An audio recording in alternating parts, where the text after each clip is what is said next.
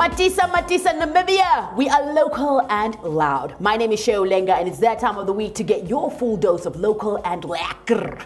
This week we're featuring Davitchi, a Namibian DJ who is determined to put all Namibian house critics to rest with his proudly Namibian productions, and also goes beyond the norm to create.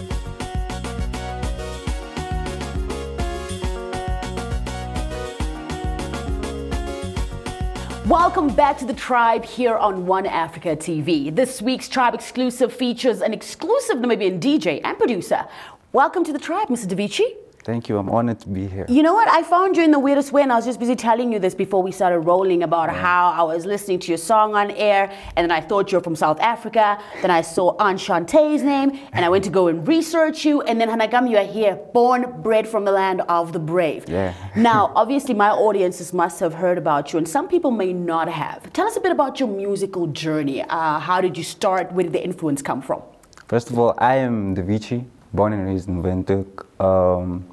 I started making music back in 2012. That's where exactly I started, because at first I made music in a hobby sense, but then I fell in love with it in like a deeper sense, where it's like how the sounds came about, you know, and then I actually discovered I can actually make music. There's a difference between beat making and then when you go to production, it's two different levels. And I just started falling in love with it. That's where actually I took it very serious. And the process is what you basically fell in love with. And I really grew in it, yeah. Speaking about sounds and the different elements, what is your sound? What pulls you? What draws you? I would say it's more fusion, because I'm really like specialized in basically everything. Yeah. But like my go-to would be like tribal, you know, tribal house. Yeah, hence you're on the tribe now. Yeah. Yeah, tribal house and like more of like R&B. I actually started with R&B. That's a funny thing, because most people know me for house, but like I actually started with R&B. Wow. Yeah. Okay. And then you started just creating music and making music, and eventually you ended up releasing your first EP. Yeah. What was the name of it? That was the Awakening EP. That was really more experimental and more of me rapping, because I really took a break from the rapping side, because it's a bit of a long stretch for me. Yeah. So I had to start in the sense of foundation. So you have to lay out a first EP, you know, as an artist. So I did that, and it was really a very weird experience for me, because it's like you have to actually like tell a story, you know, and it has to be heartfelt and true. You know? Now we can feel your heart and the truth when it comes to the dicks. Do you remember some of your verses from being a hip-hop cat? There's like a few verses, but I don't really want to like. You don't want to. You don't want to do it no more. You don't want to go there anymore. Maybe in the future. In the future, all right. And you've worked with so many Namibian artists, and I must say that it's been people that aren't also very well known. It's more people that are on the side also doing their thing. Tell us a bit about why you didn't choose big names to jump on your projects. Instead, you chose people who are like in the middle here. Tell us about why that's important for you as a producer. I feel like when I started, like really started producing, and I really sent my beats out to like, big artists, and they were like, probably like, who's this guy? For real? Because it was like, some people responded, but like maybe it was probably unprofessional for me, because maybe it didn't sound up to standard that time, because I was still young, and mostly they didn't really care. They didn't really like see the vision. Trust me, after they see you on the tribe, they'll be calling you themselves. And that kind of actually motivated me to actually go harder and actually like prove myself, because it was really, as a producer, you really need to stand out. Because there's a lot of producers out there, so it's like you really need to stand out. So I studied my sound to a point where I can actually match artists.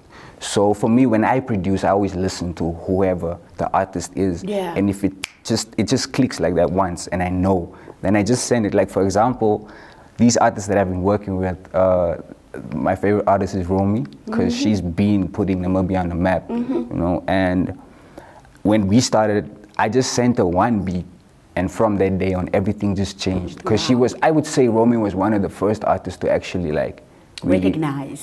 Put my music out there. There's a lot of artists I worked with. I have a team called New Alternatives, and like just talented artists that I've scouted, and we're like a team now, and we hopefully like we'll take Namibia's sound to the next level. Absolutely. Speaking about taking sound to the next level, now Davitchi, you don't have much in terms of visuals, but you do kick butt when it comes to the decks, and you've mixed your own stuff, which I really love, because you find a lot of Namibian DJs who mix things from abroad. They don't have their own music, which for me, it's like I take off your hat for Davitchi kind of moment. So let's hook up our audience with just a little bit of what you've been missing out. Take a look.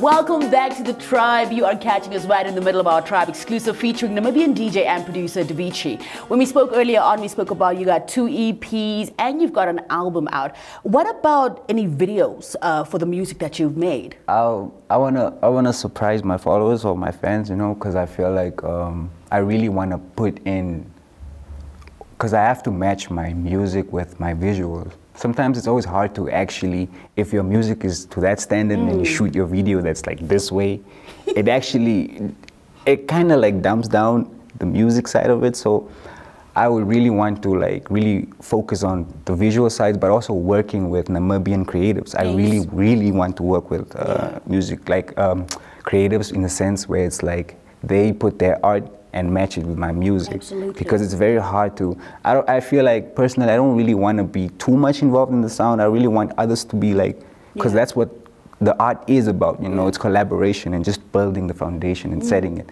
And I'm really excited because I'm planning on doing visuals for a few of my sounds, especially from my album, trying to revive that and to the African child also and bring that back too. And I'm really excited. I must say that the cover work for your EPs as well as for your album is pretty dope. And you can actually, you can sense that, like you're saying, that art in that music. And that sort of just elevates the whole package together.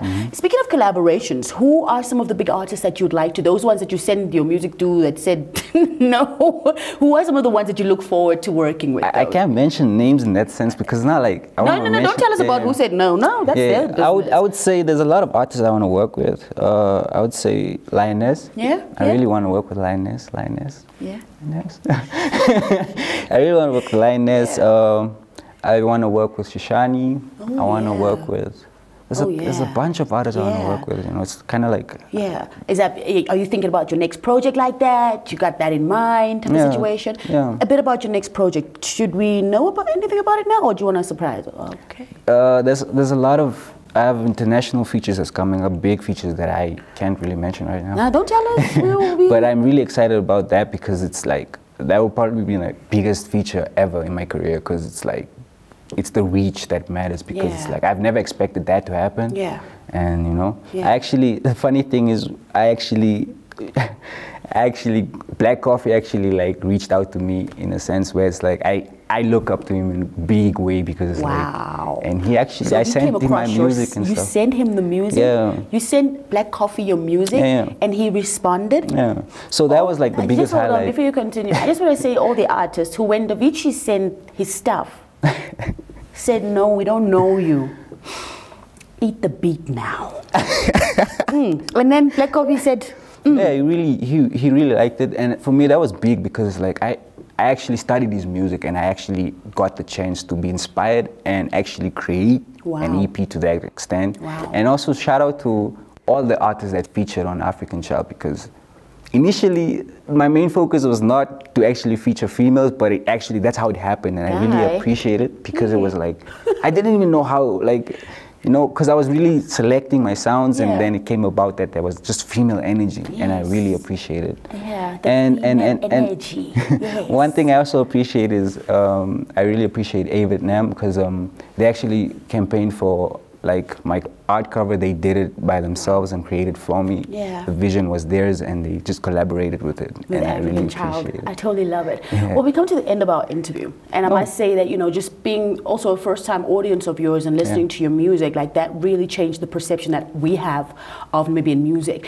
Every day when I get to meet new artists, I just really get re-inspired that, yes, we can do this. We got what it takes. Yeah. COVID-19 has hit us hard. I hope you're not struggling too much in terms of keeping your art afloat, you know? No. Not at all. You look at that. Thank you so much for coming through and joining us. Thank you. I really appreciate it. This is an honor. And I really appreciate what you're doing for the culture, because this is really needed. Because I feel like sometimes they don't really put shine on the artists, and really, there's like artists that put in work, that really dedicate their time and efforts, like they really work hard, you know. And it's sad to see that some are like really putting out work, and then you see people are not really recognizing it, and they act like, what, who are you? We don't even know you. Can you believe it? I feel like the artists should really, like, the ones that really put out their work, they deserve a chance. And I feel like, in a sense of like media, you know, people who like, okay, besides the COVID thing that happened, I feel like in terms of performances and stuff like that, they should really look and scout for the artists that are really with good potential music. But you know who you can come to, right? You can holler at your girl Shay. She's got your back. She's got your back. Thank you so much. Thank you for joining us. I really appreciate it. Yeah. Head on over to his social media. You don't want to miss those visuals that he's been talking about. And if you want to get to know Davitchi, it's all out there. His links and his bios everywhere. In the meantime, I want to take you back to when he goes and kicks butt on the decks. Check it out on the bottom.